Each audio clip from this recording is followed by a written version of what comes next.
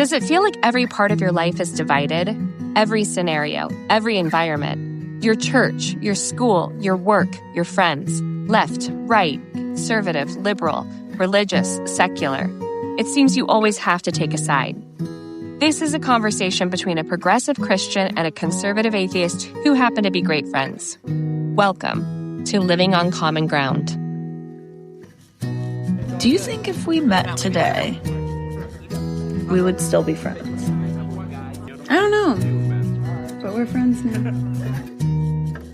A mob is known as a mob because they're with you. Man, so what? We won a few games. And y'all fools think that's something? Man, that ain't nothing, y'all. And you know what else? We ain't nothing either. Yeah, we came together in camp. Cool. But then we're right back here and the world tells us that they don't want us to be together. We fall apart like we ain't a damn bit of nothing, man.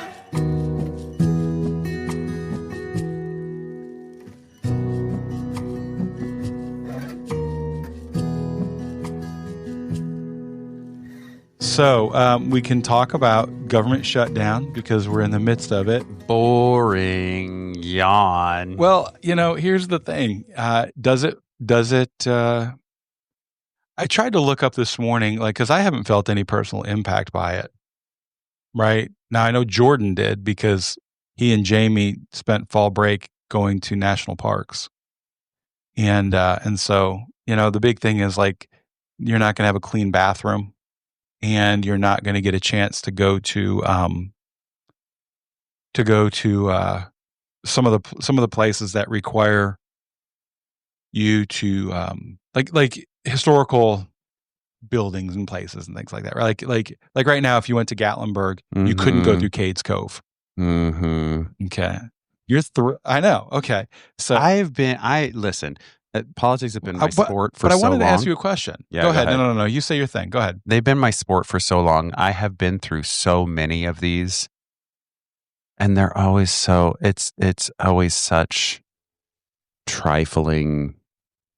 You're talking about government shutdowns? Yes, okay. The government shutdowns. I remember the first one I remember was under the Obama administration when they shut down the government, and they would put caution tape around the memorial sites in Washington D.C. It'd be like, you're not allowed to walk in this space. Right. It's just so dumb. Well, okay. All of it's so dumb. Now my family was impacted that time. How? Solely because they were in New York. I didn't get to go. But they wanted to go to the Statue of Liberty and they'd shut it down. And so to me, it seems like things like that. Okay, a monument in D.C. to just put police tape by it. Well, there's not generally someone from the Park Service there anyway. So that's just a punishing of the American citizens because they can't get their crap together. It is a way to make the American citizens know that it's happening. Right. That's all that is, which just to me, I'm like. So right now, the Democrats are accusing the Republicans of trying to punish the American population into so that they will then force the Democrats to give in on the Affordable Care Act, ACA, right? Mm-hmm. All right. So I wish people could see your face right now. Go ahead. What's your question? Okay. So, all right. Without getting into all of the the politics of it, how the D's want to protect health insurance for illegals. That is so. You're welcome. Yeah, I would argue with that, but instead I'll just ignore it. Even though I know that there's a couple people in our congregation, our community, that wish I would jump all over that. Go for it. But this financially, all right, because that's the other area of your expertise, I think. Okay. What impact does it have on the average American financially? I mean, it's tangential. Because I saw some of those big firms. I can't even think of the names of them right now because it's so out of my wheelhouse. Big firms, yeah, like the investment. They come out and they like investment firms, like Goldman Sachs or something. Yes, talking about how this is gonna how horrible this is gonna be the longer it goes on for everyone's personal finances and the economy and all this kind of stuff. Is that just the sky is falling, little Chicken Little running around, or is there like some truth to that? The short answer is that it's analysts proving that they have a reason for existing. Mhm. That's the short answer. But I mean, there's some things that you could analyze with that. I mean, you could say,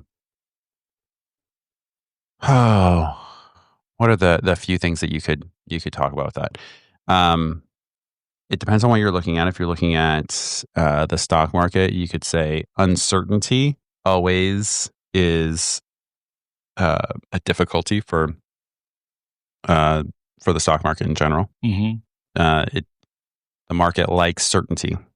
It likes consistency.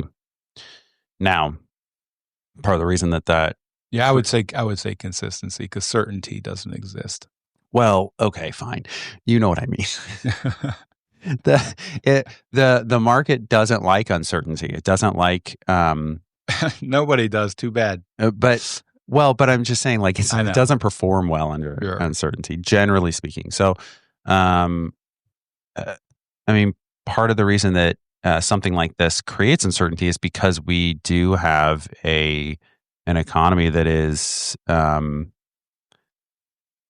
my gosh, I can't remember it now off the top of my head, the economist's name that first put this theory forward back in the early 20th century that we have been on since FDR destroyed our republic. You're just throwing all little bombs out there. Yeah, I'm trying. No, why can't I remember his name? Oh my goodness. Don't look at me like I can help you. Okay. It's the theory that I keep wanting to say Krugman, but Krugman is, he's an you could economist say now. that and I wouldn't know. We are delving into areas that I have no opinion. Anyway, this economist of the early 20th century, he posited that every country's economy is made up of three separate parts. And one of it is domestic product, one of it is international trade, and then the other is government spending. And the government spending is an actual segment of the overall economy that should be looked at as a legitimate part of the overall economy, and that is the one part of the overall economy that that the government can control, mm-hmm. and that the government can expand the economy by increasing government spending. And so we have been in a process of creating an economy that does exactly that for the last 100 years or so. Mm-hmm. Okay. 80, 90, 100 years or whatever. And so that is the main reason why something like this has any kind of effect on the economy, is because now if you have a government shutdown, so technically speaking, the government's not supposed to pay its bills, mm-hmm. right? That's the idea, is that, like, we don't have a budget. Increase spending, don't pay your bills. Well, no. I mean, a government shutdown means we're not going to pay our bills. I was going to say mission accomplished. Yeah. No, the government shutdown just means, technically speaking, we're supposed to approve a budget every year, mm-hmm. just like a nonprofit, right? And then if you don't have a budget approved, then you're not supposed to pay your bills until you have the budget approved, right? Because you don't have approval to pay those things. Mm-hmm. So that's the government shutdown. The government shutdown is just, we don't have an approved budget, and so we're not paying our bills, and so that shouldn't be, according to the Mises Austrian School of Economics that I follow, that should not be a big deal, right? But it's a huge deal because we don't have, a free market capitalist society. We have a quasi-socialist economy where a huge segment of our economy is government spending, and so that's why it becomes a deal. Now, in the past, this is the reason that it's never really become a big deal, is because the vast majority of the time, virtually every time that I can remember, once the budget gets approved, it all gets paid retroactively. Mm-hmm. All these people that don't that aren't getting paid right now, they get paid retroactively. All the contracts get paid retroactively. All of it gets paid. Now, obviously, individuals usually live on a month-to-month basis. Mm-hmm. So you can only stretch that so far for a segment of society before their bills stop getting paid. Sure. And then that can They cause start to ripple default. effects. Yeah. That's what the financial firms, when they start doing projections, what they're building into their assumptions is, well, if it goes one more week, how many people will stop paying their own bills? Mm-hmm. If it goes 4 more weeks, that kind of thing. And then, because the government employs thousands and thousands and thousands and thousands and thousands of people directly, but exponentially more than that is the amount of money that the government pays to contractors. Private companies. So they're not paying those, or they shouldn't be paying those. I mean, obviously there's exceptions right now, but they wouldn't be paying those. And so that has an exponential effect because, if you've got a $20 million contract going to a contractor, that contractor probably employs 200 people or whatever. Mm-hmm. And so those people might not be getting paid because they're not working or whatever. And so then again, all of this is like probably fine long term because they'll get paid retroactively. I know there's been some talk about not paying them retroactively. I haven't looked too much in the detail of like legally how much that can be done. Mm-hmm. But actually my first experience with a government, quote unquote, government shutdown was when I was in elementary school. California had a similar thing because California has their state constitution. I don't know how interesting this is to anybody, but their state constitution specifically makes it unconstitutional to run a deficit.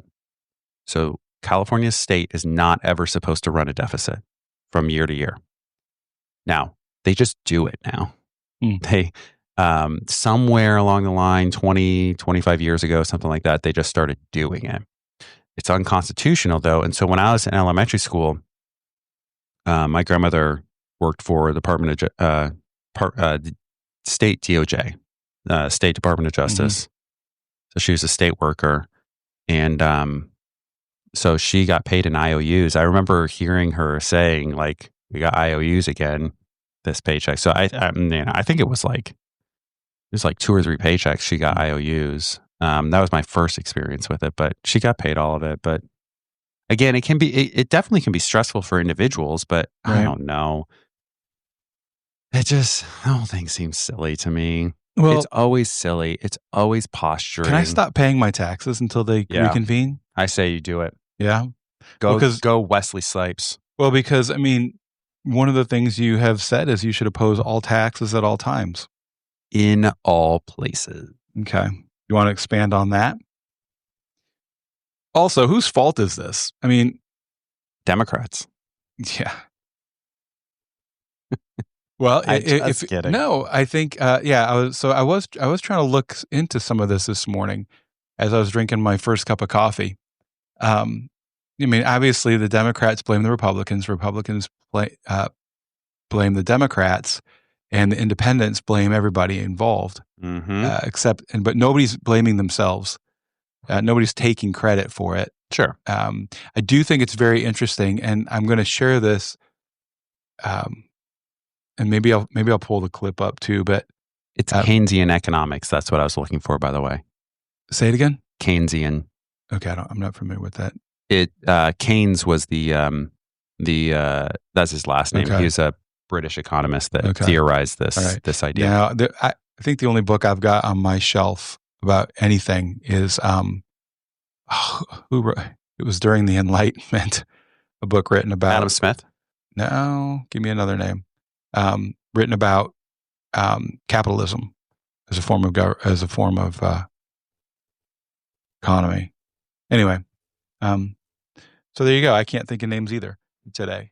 So anyway, I did find it interesting that there was a clip going around last week that during you mentioned the Obama administration, shutting down and Trump coming on and blasting away at Obama and saying it's the president. Whenever there's a government shutdown, it's always the president's fault. Mm-hmm. And then, of course, now he's saying it's the Democrats' fault. Yeah, you can always find those clips both ways. Sure. Where there's like whoever.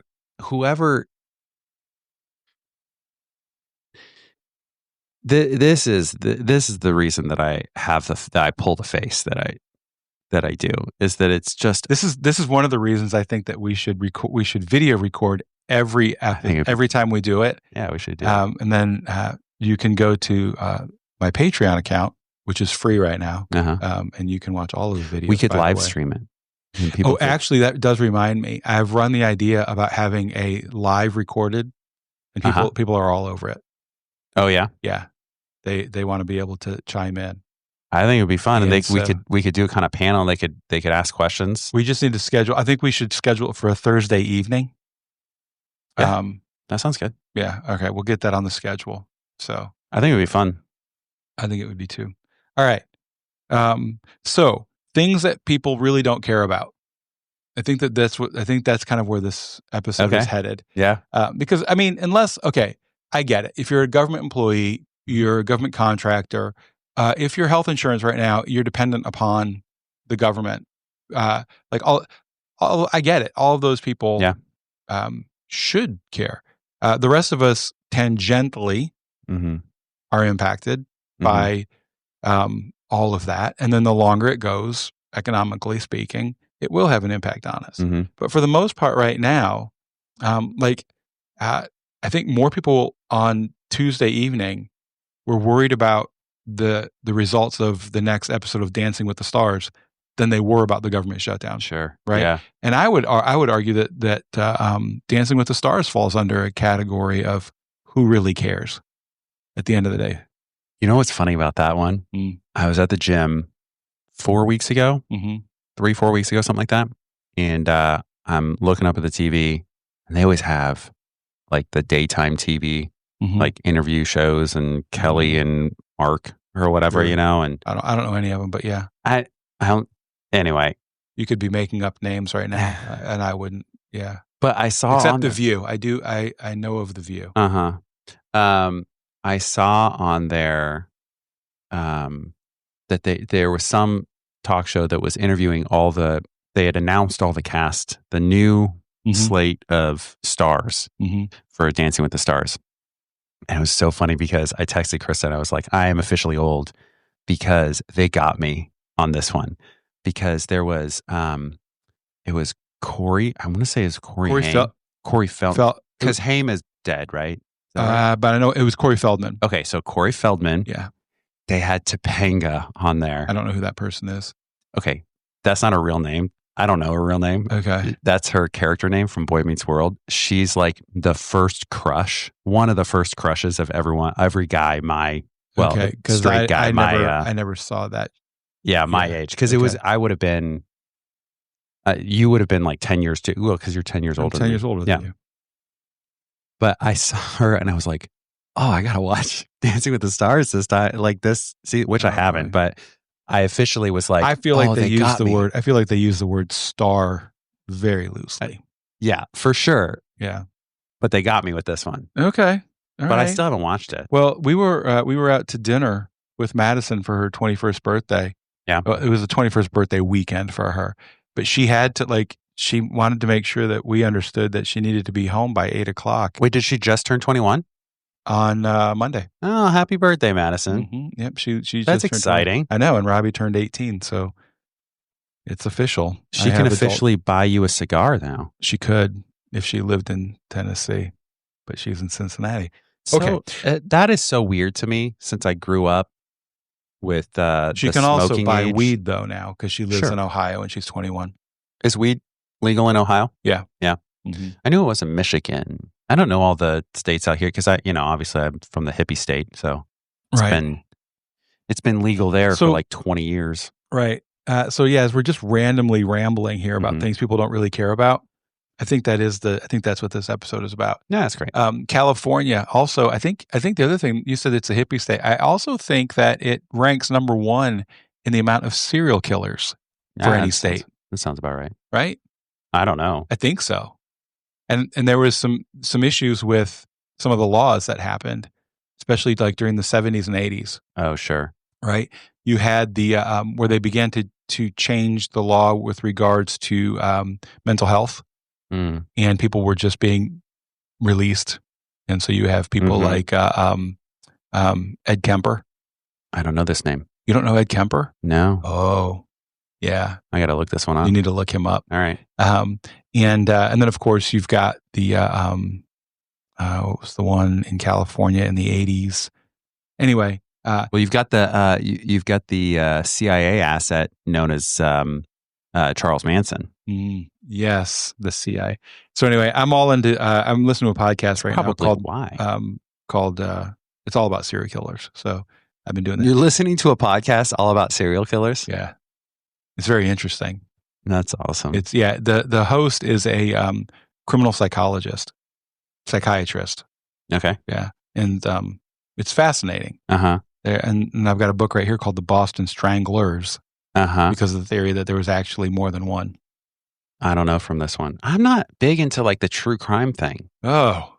Do you like the true crime thing? I do. And I know it's a big genre. Madison has gotten me into it because that's her whole shtick. I was going to say it's like the stereotypical listener to a true crime thing is a woman. It's like big with women. And a woman who's studying. Oh, that makes sense because she's into criminal justice. Yeah, and she's getting ready to go to law school. Yeah, I know that makes sense. She's all about that. Sense. All right. So here's another thing that generally. So last night, in our study group, we were discussing. So we've been discussing how does Jeff read the Bible? That became a question for people, and so we've been going. If you're going to join our cult, you need to know how to do it correctly. Yeah. Now I wish everybody could see my face. So, as I roll my eyes, so,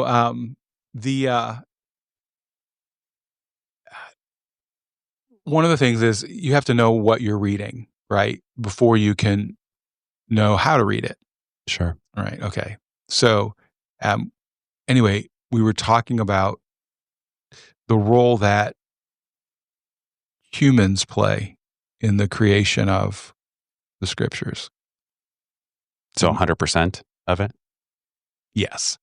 And so anyway, it was, I can get really geeked out. I can stand up and start using my whiteboard and all that kind of stuff. Yeah. We start talking about the Bible. Yeah. And the development of theology. Lately I've super been excited about philosophy again. It's been a long time. But I would say recently, like within the last, 2-3 months, maybe more than that. So I've been doing a lot of studying about that. And so anyway, I realized then one of our participants last night, he looked at me and he said, this seems like history to me. What does it matter to me today?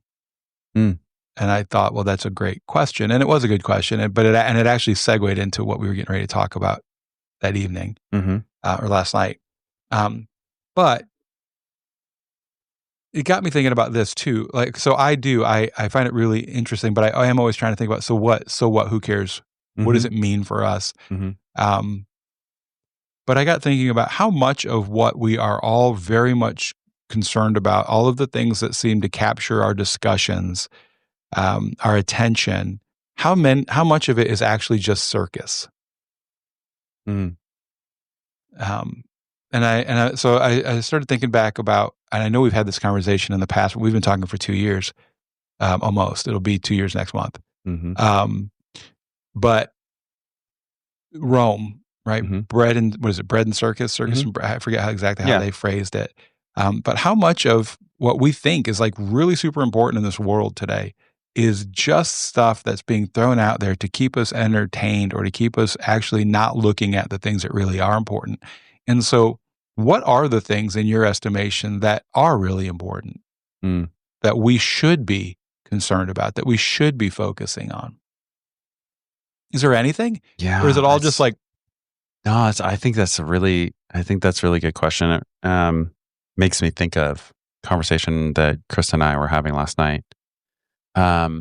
It's funny that question, the way that person framed it. This feels like history. How is this important for me today? Is a really good question, I think, for me to hear, because it always history and the study of history to me seems inherently meaningful. Always.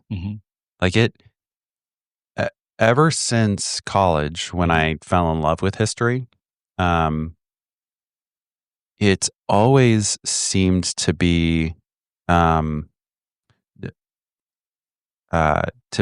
its face important and meaningful, and maybe some of the most meaningful study. And so it's good for me to remember that's an instinct that I have. That's kind of an intuition that I have. That's not necessarily universal. And certainly other people don't have that same intuition. And so, yeah, trying to make sure that it is meaningful in some way. And I think, I have no statistics to back this up, no study to back this up. But I would guess that within our culture, the vast majority of people are not interested in history at all. So your interest in history, is it because those who don't study history are doomed to repeat it? So it's actually not. Okay. That's fine, but it's not exactly that. It's more captured in something that Dan Carlin always says, which is all of history is prologue. So it's not really like I'm trying to use it in a practical way, though that is something that I think I do, and at least and I know other people look to me to help them do. To me, it's more like there is an inherent value to know where we came from, so that I have a better understanding, as far as I feel like I can, about who I am now.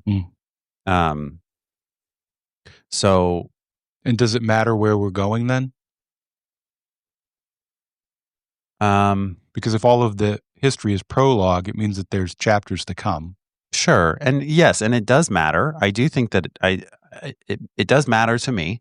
It matters to me.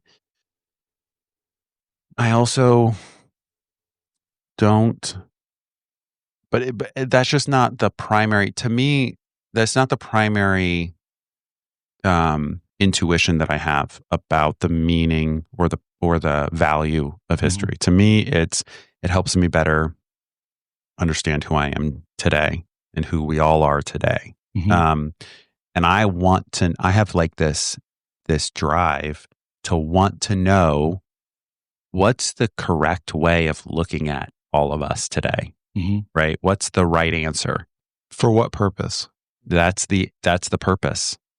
Just to be right. To be right. Okay. To have it be right. Right. And to know that I'm not making a mistake about that. To not, this is where I'm saying, like, I'm trying to be a little vulnerable here, because I know that is not generally seen as like the better way to view life. I just think that is like my intuition, is that I don't want to feel like a chump. I don't want to feel dumb. I don't want to feel like I made a mistake about knowing what's correct, what's right, what actually is. Yeah. Do you know what I mean? So go ahead. But to your question about like, what are the meaningful things? Like what's not circus? Krista and I were talking last night about how like, it's kind of impossible to live the small town life anymore. And on its face, it seems like that's not true. You can go find small towns. But what she was talking about is, what we were talking about is like a more of like a 19th century small town before the federal government has its fingers in everything. Mm-hmm. So then you could be a small town and not be desperately poor. Mm-hmm. You could be a small town and not have a big portion of your population hooked on meth or opioids or whatever, not be dependent on government aid, that kind of thing. Right. Mayberry. And okay, so I know that that's idealized. I get that. Sure. But let's take Mayberry. When you're talking about the things that actually matter, it's, this is what we're talking about. Like, you've got a grocer, a attorney, a teacher. You have your a town drunk. Well, and Otis. That's right. I loved Otis. And the town drunk. He was adorable. The town drunk can continue being the town drunk or not, as long as he's not, let's be honest, it's a he, as long as he's not too much of a danger, becomes too much of a problem, right? And he's like the cousin, like everyone's like, if it's 150 people in this town, you've got your role, your role in the town. And, we're kind of joking, like, you've got like 6 options for marriage, right? And we're like, that's pretty much all you need. I mean, like, I know that's not, I know a lot of people would be like, yeah, that's not true. People are wide ranging and fine.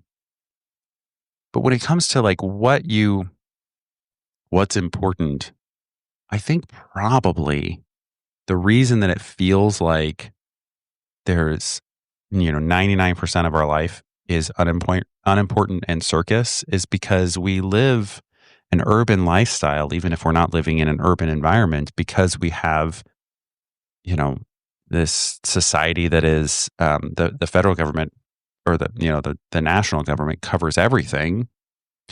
And I think what actually probably matters is none of it. And what actually matters is the role that you have in as small a community as you can make it, and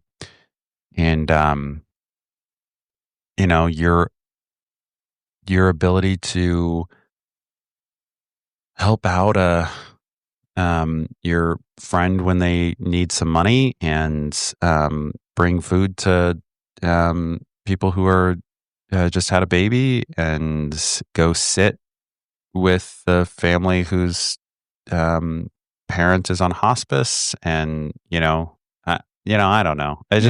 That it seems like the important things that's where the important things are. Yeah. Maybe none of it. No, I think that's good. As you're talking, I was thinking about a book I just finished reading yesterday called A Hunter-Gatherer's Guide to the 21st Century. Oh, yeah. Have you read it? Yeah. Okay. Yeah. Heather Haying, is that how you pronounce her name? Heather Haying. Haying and Brett Weinstein. Or Weinstein. It's Weinstein. This is how you know. Okay. I know that EIEI. Harvey Weinstein, because Harvey Weinstein is mean. Okay. Brett Weinstein, because Weinstein is fine. That's how I remembered it in my mind. All right. So Brett and Heather do the Dark Horse podcast. I would love to talk to them at some point. I reached out. I'll reach out again, especially after now that I've read the book, and I found their email addresses in the back of the book. Okay, so that made it easier too. Yeah. So I'll reach out because I'm interested in how their talk about how their understanding would help us reach common ground and help people live better together. Which actually was kind of what their book was about. Is about how do we live better together, and they, like when you talked about the history. Understanding our history, I mean, they take it all the way back to the very beginning of evolution, right?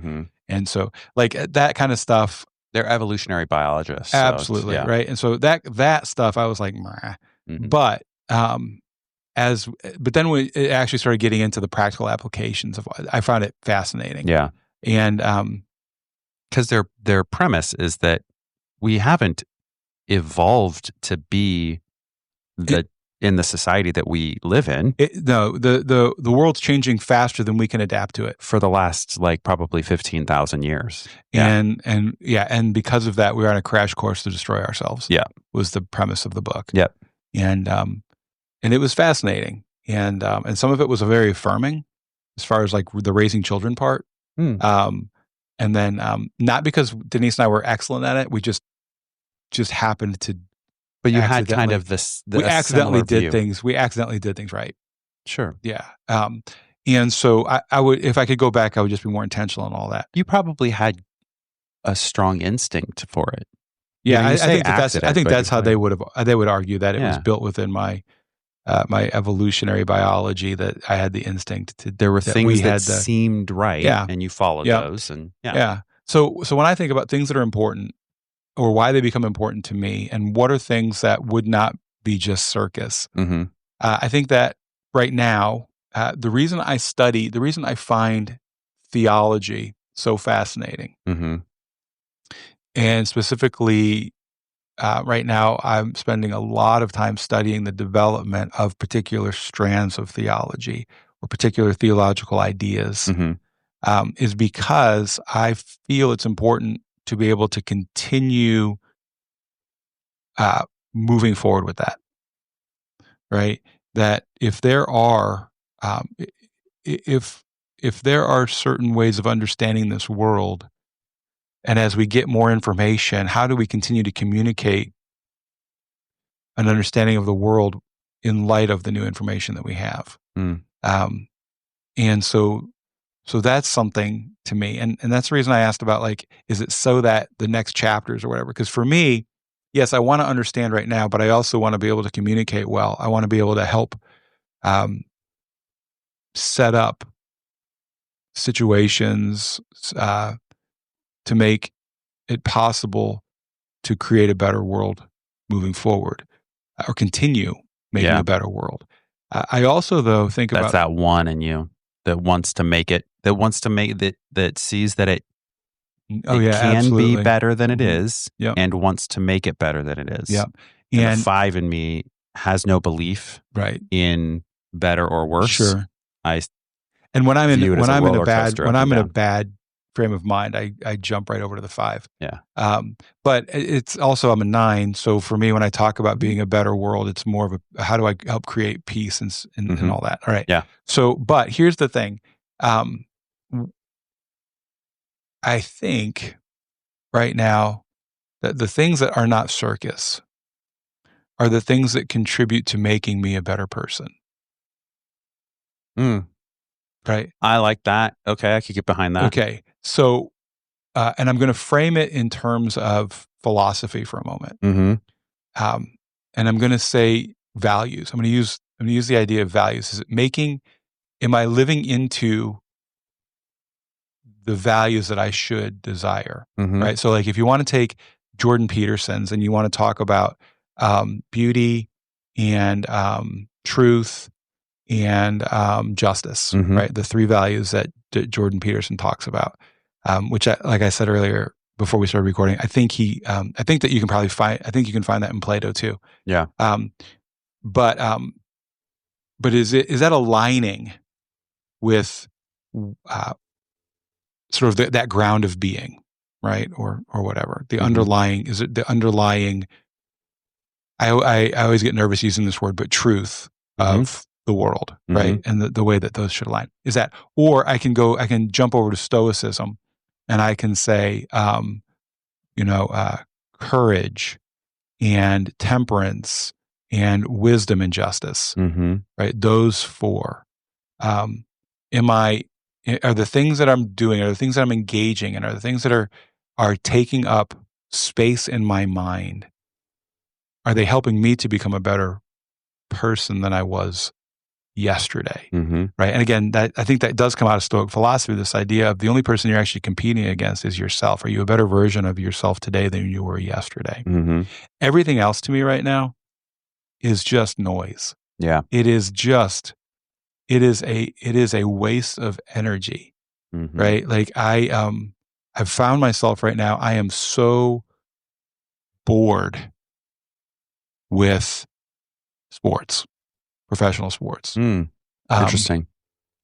It is mind numbing to sit and spend 3 hours watching a sporting event that at the end of that 3 hours, all I have done is sat for 3 hours. Like there's not been any added value to me. Yeah. Right? Now, I will do it with friends because because the friend time is valuable to me. Yep. And I keep going back to this idea of, and I think again, sorry everyone, this is Stoic philosophy again, and I know that I can hear the eyes rolling because if you spend any time with me the last few months, you've heard way too much about Stoic philosophy. But you really can't talk about Stoic philosophy too much with me. I love it, and but if you were to die today, what you're doing right now the thing that you would miss? And that's my paraphrase of it. And so that's just been running through my mind all the time. And so if I am by myself sitting there watching a sporting event, I think, or watching a show on Netflix, it's like, oh boy, if I died, I'd be really upset because I didn't know how this season ended. Really? Right. Obviously not. No. Or maybe, I mean, there might be something like maybe you could imagine a TV show series or something that was like meaningful, right? But I take your point. Yeah. So, and here's the thing too, though, and I hold all of this very. It's the 5 of me. I just have to have the caveat. It's okay. No, but I hold all of this very loosely too because I also don't want to be the jerk who's like, oh, the things that you care about don't really matter, right? Because no, you're talking about yourself, right? And ultimately, because what happens for me is that you matter, right? So the things that matter to you are absolutely fine because you matter to me. Yeah. Right. So like I'm not. I say so. I'm not like sitting at home, and if Denise and Robbie are watching a football game, obviously I'm going to want to sit and watch the football game with them. No, you should ridicule them about wasting their time. Right. Yeah, that would be a great thing to do. So anyway, so yeah, for me, when I talk about like what is a waste of time, right? Because that's what this episode's been about. Like, what are the things that we just sort of waste our time with, or that we get upset about that in the reality? And of course, Stoic philosophy again: are they things that are within your control? Or are they things that are not in your control? Are they what were the shoot? The word just went right out of my head.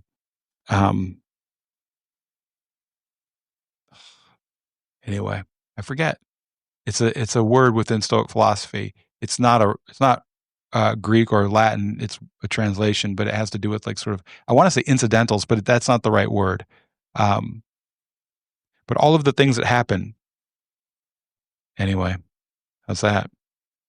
Awesome. No, but to your point about Stoicism, one of the reasons that I love it is that it has harsh words for those philosophers who would spend all their time thinking about how to be a better person, what they should do, and instead would say indifferences.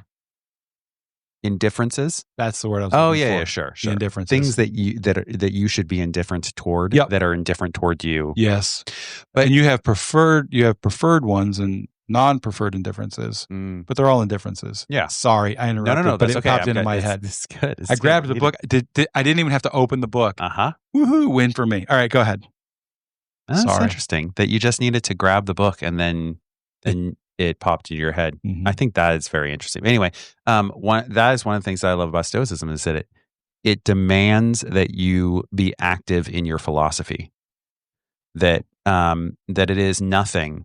And that is one way that, again, I think to your overall argument about modern Christianity. When I say modern, I mean anything after like the first 10 years of Christianity, that it has strong doses of stoicism in it because it has to be active. It's the James faith without works thing. Stoicism is like it.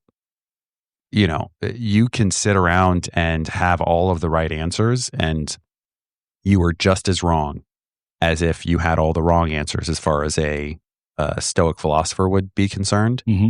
If you're not active in your philosophy, it should be an active work. You're going out and you're doing things the correct way, and you're doing things the wrong way and learning about it. Right? You're not sitting back like the Greek skeptics would sit back, which is my favorite Greek philosophy is skepticism, and just to criticize all thought, right? And the Stoics would say, well, that's, Stoicism is well, Zeno started as a cynic and then transitioned over to, well, he started Stoicism out of it. So, yeah. Stoicism is it's the Teddy Roosevelt of Greek philosophy, I feel like. It is the man in the arena. It is the one out there doing, right? Well, I mean, it's exemplified by Marcus Aurelius. So, all right. So I don't think we ever disagreed on anything today. I think the whole thing was about common ground. I think the main thing that we disagreed on, that you were wrong about, is that the government shutdown is the Democrats' fault. That's good. Sure. Actually, I'm of the opinion that it's. I'm going to keep my opinions to myself. I'm just trying because, well, that's okay. I think so. There's a model. There's a model right there on how to remain in communion with people who you disagree with. Just keep your mouth shut.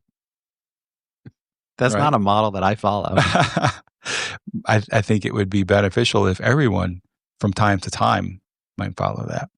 All right. So let's see. Coming up, we're going to have a couple live events coming up in the next few months. So you're going to want to be on the lookout for that. That's going to be cool. And I really want to do that partly because, like we mentioned before, like I don't like the idea of people hearing things that maybe that get under their skin and then not having any chance to respond. I think that's not. I think that the cathartic release of being able to respond or ask a pointed question, I think that's, yes, it can cause conflict also, sure. But I want to give people the opportunity to tell me that I'm full of crap, Sure. That's good. Yeah. And then I think if you're all right with it, for the next few weeks, what we're going to talk about is some of the stuff I've been studying. I think that's great. I'm looking forward to it. You okay? Yeah, absolutely. All right. I'm looking forward to that. All right. Thanks. See ya.